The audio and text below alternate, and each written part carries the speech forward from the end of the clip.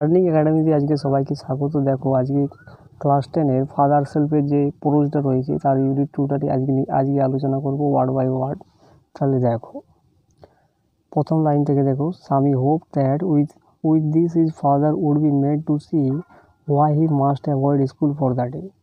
সামি আশা করেছিল যে তার বাবা এটা দেখে খুশি হবে সে কেন স্কুল যেতে অ্যাভয়েড করেছিল, অর্থাৎ স্কুল যেতে কেন সে এড়িয়ে চলেছিল। এরপর দেখো, but father's behaviour took an unexpected turn. কিন্তু বাবার যে আচরণটা এটা অপ্রত্যাশিত একটা মোড় নিয়েছিল। এরপর দেখো, আনএক্সপেক্টেড মানে অপ্রত্যাশিত। এরপর দেখো, he propose to send a letter with Swami to the headmaster. সে প্রস্তাব করেছিল একটা চিঠি নিয়ে যেতে সামিকে কার কাছে, হেডমাস্টারের কাছে। এরপর দেখো, no amount of protest from Swami would make him change his mind. অর্থাৎ দাবির কোনো প্রতিবাদেই স্বামীর কাছ থেকে কিন্তু তার মনটাকে চেঞ্জ করতে পারেনি, অর্থাৎ স্বামীর বাবাকে কিন্তু চেঞ্জ করতে পারেনি। এরপর দেখো, বাই দ্য টাইম বলছে ইতিমধ্যে Swami was ready to leave for school. ইতিমধ্যে কিন্তু স্বামী রেডি হয়ে গিয়েছিল স্কুল যাওয়ার জন্য। লিভ মানে এখানে ছেড়ে যাওয়া। তো এখানে স্কুল যাওয়ার জন্য যেই মুহূর্তে সে রেডি হয়ে গিয়েছিল, father had composed a long letter to the headmaster. বাবা কী করেছিল, একটা লম্বা চিঠি লিখেছিল হেডমাস্টারের জন্য, হেডমাস্টারকে দেওয়ার জন্য। এরপর দেখো, he put it in an envelope and sealed it. সে একটা খামের ভিতরে এটাকে রেখেছিল চিঠিটাকে এবং সিল করে দিয়েছিল। এরপর দেখো, what have you written father, Swami asked apprehensively. মানে সে পরিষ্কারভাবে জিজ্ঞাসা করেছিল স্বামী তার বাবাকে, বলে তুমি চিঠিটার ভিতরে কী লিখেছো, হোয়াট হ্যাভ ইউ রিটেন। এরপর দেখো, nothing for you, give it to your headmaster and go to your class. বলছে কোনো কিছু লিখিনি, তুমি তোমার হেডমাস্টারকে দিয়ে দেবে এবং ক্লাসে চলে যাবে। গো মানে এখানে যাওয়া। এরপর দেখো, have you written anything about our teacher Samuel. তুমি কি স্যামুয়েলের সম্বন্ধে কিছু লিখেছো, আমাদের শিক্ষক স্যামুয়েলের সম্বন্ধে কি তুমি চিঠিটাতে কিছু লিখেছো, এটা স্বামী জিজ্ঞাসা করছে তার বাবাকে। এরপর দেখো, ইয়েস প্লেন্টি অফ থিংস, অনেক কিছু লেখা আছে। প্লেন্টি অফ থিংস মানে এখানে অনেক কিছু। এরপর দেখো, what has he done father, সে কী করেছে বাবা।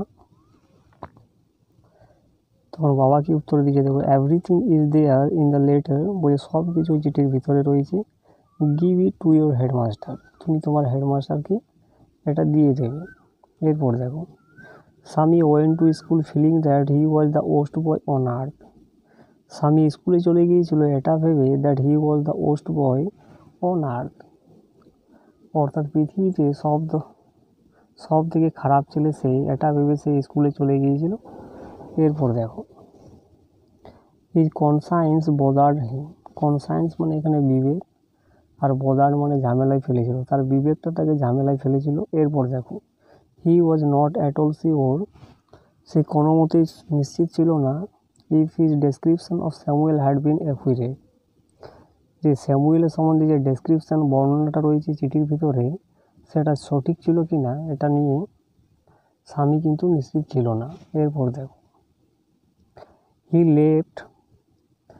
Left he had mixed up the real and the imagine. He felt, অর্থাৎ ফেল্ট মানে কেন অনুভব করেছিল যে সে মিশ্রণ করে ফেলেছিল বাস্তবতা এবং কল্পনার সঙ্গে, অর্থাৎ সেই চিঠিটাতে স্যামুয়েলের বাবা বাস্তব এবং কল্পনার সঙ্গে মিক্সড করে দিয়েছিল, এটা স্বামী ভেবেছিল। এরপর দেখো, স্বামী stop on the road side to make up his mind about Samuel. স্বামী স্টপ করে দিয়েছিল, অর্থাৎ বন্ধ করে দিয়েছিল রোড সাইডের ধারে, to make up his mind about Samuel অর্থাৎ স্যামুয়েলকে নিয়ে যে চিন্তা ভাবনা হচ্ছিল তার জন্য সে রোড সাইডের ধারে কিন্তু বন্ধ করে দিয়েছিল তার যাতায়াত। এরপর দেখো, Samuel was not such a bad man after all. Samuel সত্যিকারই অত খারাপ লোক নয়। এরপর দেখো, পার্সোনালি হি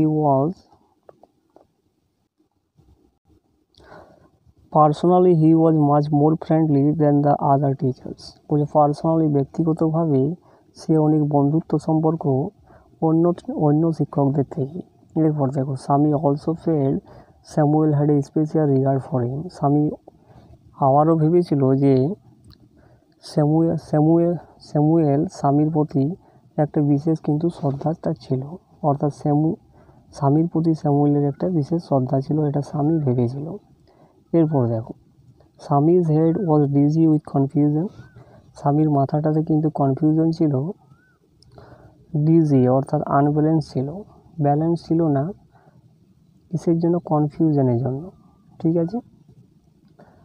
এরপর দেখো, he could not decide if Samuel really deserve the allegation made against him in the letter.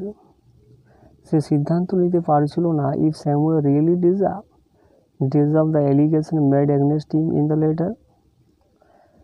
Samuel কি সত্যি তাকে বকাবকি করবে ওই এলিগেশনগুলোর জন্য?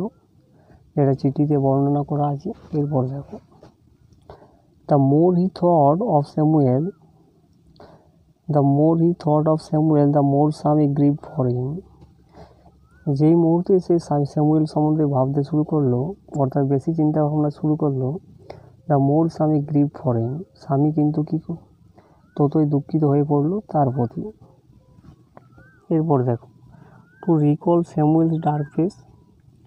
এরপর কি তার মনে পড়লো? স্যামুয়েলের ওই কালো মুখটা মনে পড়লো। হিজ থিন মাউস্টেজ, তার যে পাতলা দাড়িগুলো সেটা মনে পড়লো। আনসেভেন চিক, অর্থাৎ আনসেভেন চিক মানে না কামানো তার যে চিবুকটা ছিল সেটা তার মনে পড়লো। And yellow coat fill Swaminathan with sorrow, এবং তার একটা হলুদ রঙের কোট ছিল যেটা স্বামীনাথনকে কিন্তু দুঃখে পরিপূর্ণ করে দিয়েছিল। তো এই হয়ে গেলো ইউনিট 2টা। ভিডিওটা ভালো লাগে চ্যানেলটাকে সাবস্ক্রাইব করো এবং পাশের বেল আইকনে প্রেস করে রাখো পরবর্তী নোটিফিকেশনের জন্য।